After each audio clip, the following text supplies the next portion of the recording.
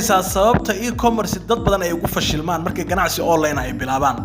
Halkan waxaan ku soo koobaynaa 5 qodob oo lafdhabar u ah oo keena in qofku markuu ganacsi online uu bilaabo in ganacsigaasi uu ku guuldareysto. Ugu horreyn walaal YouTube-ka waxaan kaga hadalnaa e-commerce ama online business-ka, teknoolajiyada iyo waxa la yiraahdo cryptocurrency. Haddii aad jeceshahay mowduucyada nagu soo bir YouTube-kana subscribe noo saar, like noo saar si aad u hesho macluumaad badan ama muuqaalo badan oo runtii wax badan aad ka faa'iido.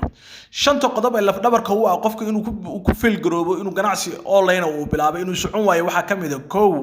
qodobka koowaad waxa weeye cilmi baaris la'aan. Qofku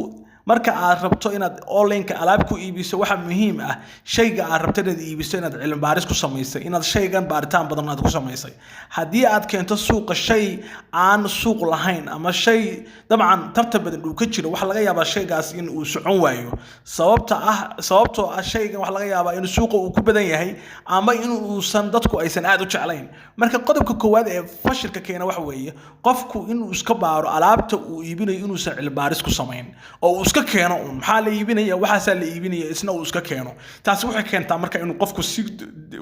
degdeg ah in ganacsigiisa uu fashilmo. Marka waxa laga rabaa marka koowaad ba cilmi baaris ku sameey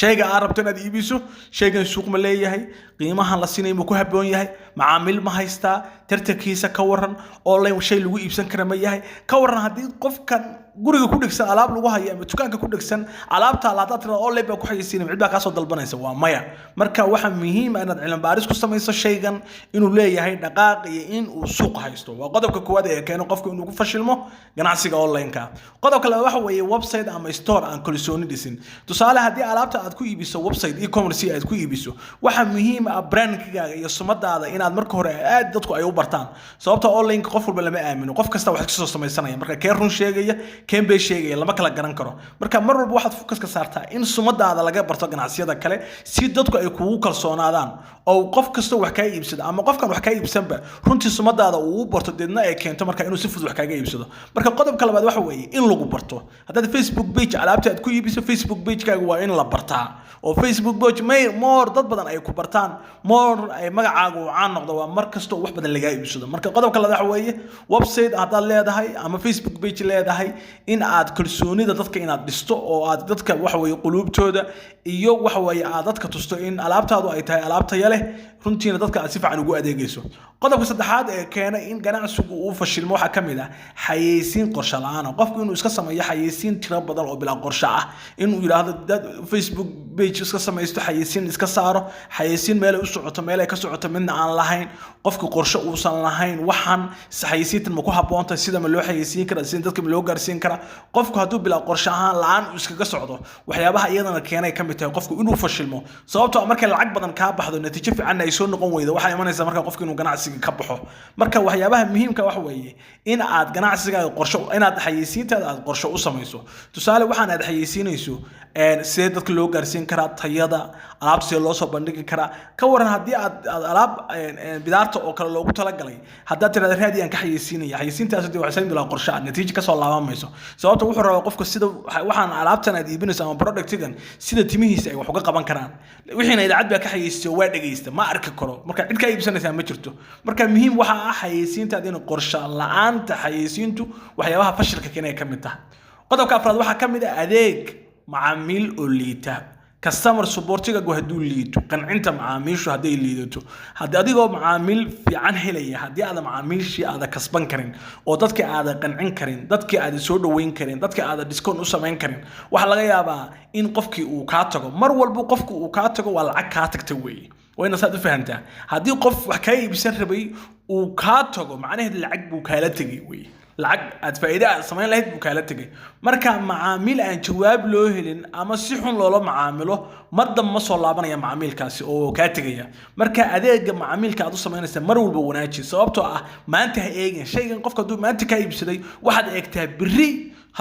in ka fikir inuu biri ku soo laabto. Inta badan Soomaaliyeed waxaan ka fikirnaa qofku marka uu la joogo marka shayga ah iga qaato suu doonaha ku noqdo ilaa rabbi markuu gurigiisa la tago haday bareysatahay ma ku elasho in wax iga ma gelin kaliya qofku marka ma iga iibsado weeye hada taasna ganacsi uma shaqeeyo waxa rabaa qofku inuu kugu soo laaban karo mar labaad kugu soo laaban karo mar saddexaad kugu soo laaban karo oo ku noqon karo customer ah loyalty adiga ku taageersan adiga alaabtaadu ay ku qanacsan tahay. Marka waa muhiim inaad iska hagaajiso Soomaalidu waxa tiraahdaa albaab furan lama galay weji furan baa la galaa macnaha qofka wejigiisa ayaa wax lagu iibsaday albaab iska furan lama galo marka haddii wejigaagu aad macaamiisha soo dhaweynay ama si xun ula dhaqmayso cid wax kaa iibsan mayso qodobka shanaad ee muhiimka ah waxa weeye ganacsiga fashilay waxa ka mid ah samir la'aan iyo degdeg natiijo qofku inuu samir sababta ganacsiga samir buu u baahan yahay tallaabooyin iyo stages buu soo maraa qofku waxa inta badan ganacsiga e-commerce-ga fashilay waxa ka mid ah qofku inuu samir waayo in samir la'aanta iyo degdeg inuu natiijo u helo qofku maanta soo galay wuxuu rabaa alaabta in laga wada iibsado albaab uu tagay wuxuu soo iibsaday 100 saacadood ama 200 oo saacadood ama in shay taasoo product uu soo iibsado wuxuu rabaa in shanbari gudihii laga iibsado uu faa'iido ku helo see ku imanaysaa marka inay ku timaadana waa imanaysaa in bisha dhab waa 100 xabo saacadood ay iibinaysa sharxab laga iibsadaa dhici karta marka waxa la rabaa samir marka qoyar socda ayaa natiijo fiican gaaro marka tartiib qofku inuu samro shaygan ganacsigu faa'iidana waa leeyahay khasaarana waa leeyahay marka inuu u samro qofku u sadegdegin maanta ku khasaaraysa biraad ku faa'iidaysa waxa laga yaabaa maanta inaad $100 xayeysiin aad geliso $100 xayeysiinta ah inaad wax laga iibsan waayaa dhici karta $100 oo qarashana uu ka baxay kiro e-commerce ka xayeysiinta ay kugu socoto wixii kale oo kharash adigu aad cunaysay wixii kale oo isticmaalaysan ay kugu socdaan marka hadda lama rabo inaad cararo waxa laga yaabaa biri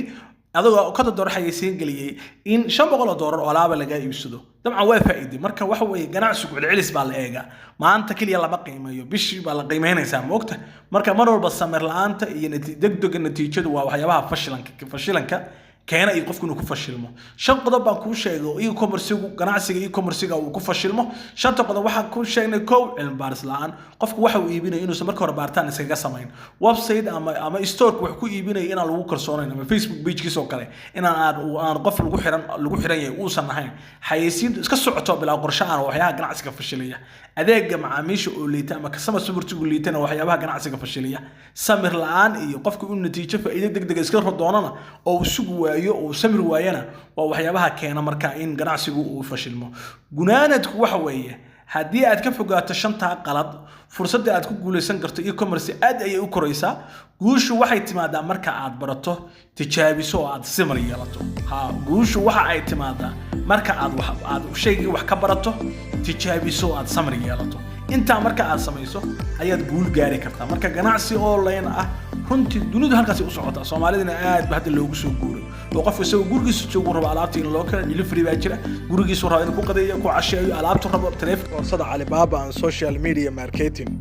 waxaad ku baranaysaa koorsadan sida aad ganacsi u bilaabi lahayd adoo gurigaaga jooga kana soo adeeganaya suuqa Alibaba ee wadanka China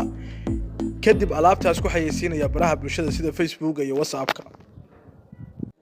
ganacsigaas oo aad ku bilaabi karto kharash aad u yar faa'iido badan aad ka sameynayso adoo gurigaaga jooga haddaba haddaad xiisaynayso kooraskan akademiyada galaysane waxay qaadanaysaa tiro kooban oo arday ah oo casharada ku qaadanaya si online ah